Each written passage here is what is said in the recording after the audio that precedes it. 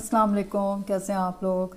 आज मैं फिर आपके लिए कुछ तो नहीं, एक ही एमसीक्यू है। एक मैंने सोचा था कि मैं डायरेक्ट आपको ना उसमें से बता दूंगी, लेकिन वो तो मैं मोबाइल तो यूज़ कर रही हूँ और उसके लिए वीडियो के लिए तो वो तो हो नहीं सकता। तो हम एक ही कर लेते हैं क्योंकि मुझे बिल्कुल टाइम नहीं मिला लिखने का। ठीक है, तो एक ये जो एमसीक्यू है ये मैंने लिया है new England journal of medicine से, अक्टूबर 4 2022 का है। ठीक है, और इससे पहले मैं आपसे कह दूँ कि प्लीज़ कोई आप लोग कमेंट कर दिया करें, कुछ बता दिया करें, मुझे कोई सजेशन पेश कर दें। और जिन लोगों ने अभी थ्योरी एग्ज़ाम पास किया उनको बहुत बहुत मुबारक हो। मैंने देखा था कि आप लोग का रिज़ल्ट आ गया, तो मुझे कुछ आप बताएं क्या पूछा उन्होंने, कुछ सवाल वगैरह या कोई चीज़। ठीक है, अच्छा, ये जो एमसीक्यू है उसमें उन्होंने पूछा है अ 20-year-old female college student with a history of type 1 diabetes with associated nephropathy is brought to the emergency department by her father with acute confusion. Her father reports that she has had low-grade fever, cough and sore throat for the past few days. Laboratory testing revealed a sodium level of 127 milliequivalent per liter. Potassium is 3.9 milliequivalent per liter. Bicarbonate is 14 milliequivalent per liter.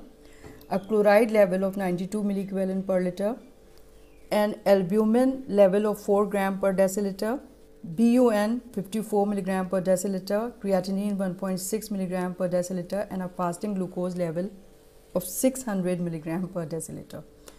तो देख लें आप कि इसमें type 1 diabetes की history है, young female है, 20 years की, नेफ्रोपैथी उसको हुई भी है, इमरजेंसी में लेके आए हैं, कन्फ्यूजन उसको हो रहा है, एक्यूट कन्फ्यूजन हो रहा है, और लो ग्रेड फीवर था, मतलब एक्यूट इलनेस हुई थी उसको पास्ट फ्यू डेज से। लेबॉर्ट्री टेस्टिंग में उसका सोडियम कम है 127, पोटेशियम ठीक है 3.9, बाइकार्बोनेट बहुत कम है 14, क्लोराइड लेवल 92 है, एल्ब्यूमिन लेवल 4 ग्राम है, मतलब कि ठीक है, BUN 54 है, क्रिएटिनिन 1.6 और फास्टिंग ग्लूकोज लेवल आप देखें कितना बढ़ा हुआ है 600 मिलीग्राम पर डेसीलीटर। अब उन्होंने सवाल किया है what are the patient's anion gap and corrected sodium level. ठीक है, तो आज हम ये कर लेते हैं ज़रा एनाइन गैप।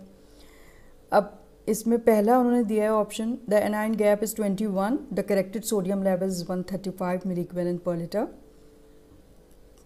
द बी है the anion gap is 29, the corrected sodium level is 131 मिलीक्वेलेंट पर लीटर। सी है the anion gap is 21, the corrected sodium level is 131 मिलीक्वेलेंट पर litre.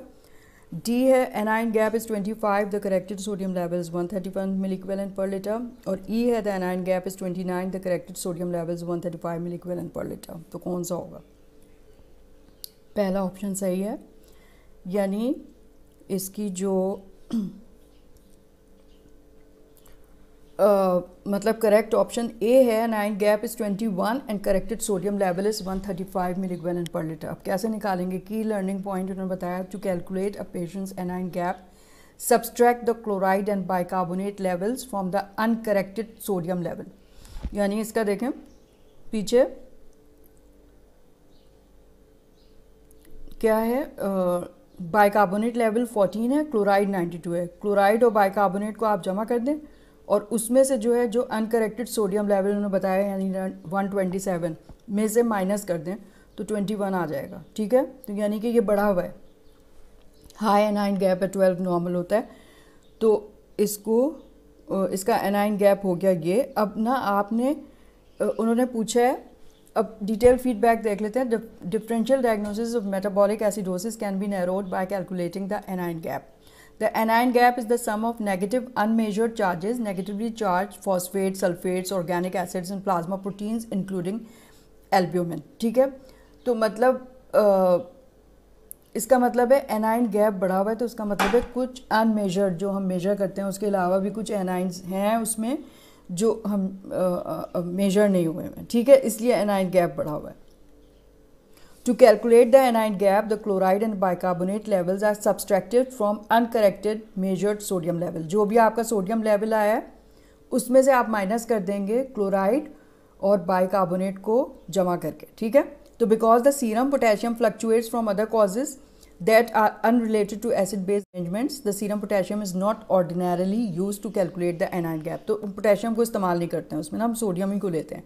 In the present scenario, the anion gap is 127 minus 92 minus 14, which equals to 21. ठीक है. The corrected sodium level, which depends on the patient glucose level, is not used to calculate the anion gap. ठीक है. This is because glucose is electrically neutral and therefore does not affect the anion gap. The serum albumin level is normal. 4 ग्राम पर decilitre बताया उन्होंने albumin level का. अगर इससे कम होता तो फिर आप उसको यूज़ करते. किस तरह? Therefore no correction is required for this negatively charged plasma protein. Low serum albumin would decrease the anion gap क्योंकि जो प्रोटीन है वो भी unmeasured anion है. In that situation, it would be necessary to add 2.5 to the anion gap for every 1 gram deciliter decrease in the serum albumin. मतलब जितना serum albumin decrease होगा तो 1 ग्राम में आपने 2.5 जो है वो ऐड करना होगा anion gap में. ठीक है. Decrease in the serum albumin below the normal value of 4 gram per deciliter. अगर 4 ग्राम पर डेसीलीटर से कम होता, 3 होता अगर, तो हम 2.5 उसमें ऐड कर देते. लेकिन अभी ये चूंकि नॉर्मल है इसलिए हम नहीं ऐड कर रहे हैं. ठीक है. The corrected sodium level is calculated by adding 1.6 milliequivalent per liter to the measured sodium level for every 100 milligram per deciliter increase in the glucose level above a level of 100 milligram per deciliter. मतलब समझ में आया? अगर आपको sodium level की corrected calculation करनी है कि कितना होना चाहिए तो 1.6 मिलीक्वेलेंट पर लीटर आप मेजर्ड सोडियम लेवल में जमा करेंगे अगर 100 मिलीग्राम पर डेसीलीटर से इंक्रीज़ है वो ग्लूकोज. ठीक है. तो इसमें कितना आ रहा है? 600 बताया हुआ ना. तो आप क्या करेंगे? हर 100 के लिए 1.6 मिलीक्वेलेंट पर लीटर आप उसमें ऐड कर देंगे. ठीक है. तो कितना हो जाएगा?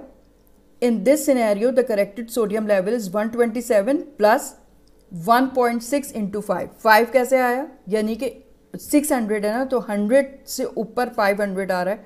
तो 1.6 for every 100 milligram per decilitre को आप उससे मल्टीप्लाई करते हैं. ठीक है. तो आ जाएगा 1.6 into 5 विच इक्वल्स टू, मतलब ये 8 आ जाएगा. तो 8 को आप इसमें जमा कर दें 127 में तो ये हो जाएगा 135. यानी कि आपको जो करेक्ट करना है वो 135 मिलीक्वेलेंट पर लीटर होगा. ठीक है. करेक्टेड जो आपका आ रहा है.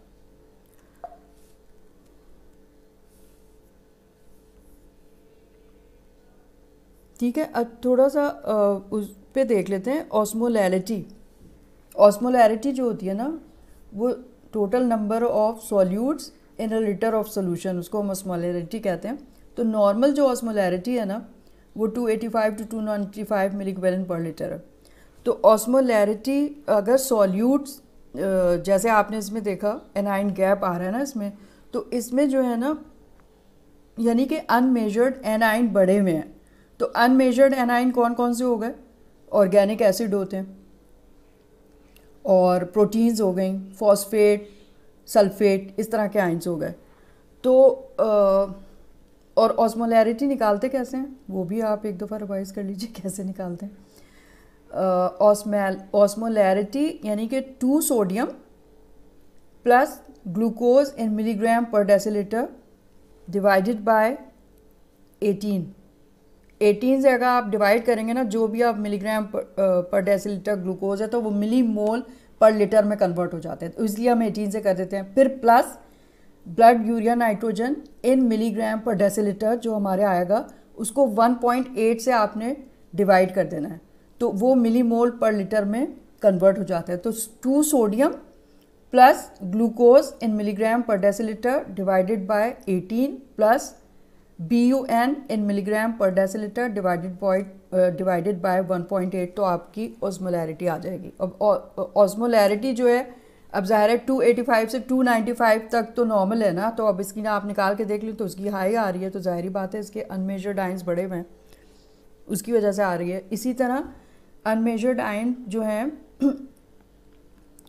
इथेनॉल, मिथेनॉल, इथाइलिन ग्लाइकॉल और जो ऑर्गेनिक एसिड है वो सब उसमें मेटाबॉलिक एसिडोसिस आ रहा होता है, osmolarity हाई आ रही होती है क्योंकि अनमेजर्ड एनाइंस बढ़े हुए होते हैं, हाई ऑस्मोलर गैप आ रहा होता है। ठीक है, तो ये बहुत अच्छे से आप पढ़ लीजिए। अभी तो मेरे पास अब वो एक बड़ा अच्छा सा था डिमेंशिया का, लेकिन वो अब मुझे कल मैं हालांकि रात में इतनी देर हो गई थी, मैं सोच रही लिख लूँ, लेकिन मैंने कहा छोड़ो उसी में से बता दूँगी। अब वो तो मेरे मोबाइल में पड़ा हुआ है ना, तो मोबाइल में कैसे उठाऊँ, उससे तो मैं रिकॉर्ड कर रही हूँ।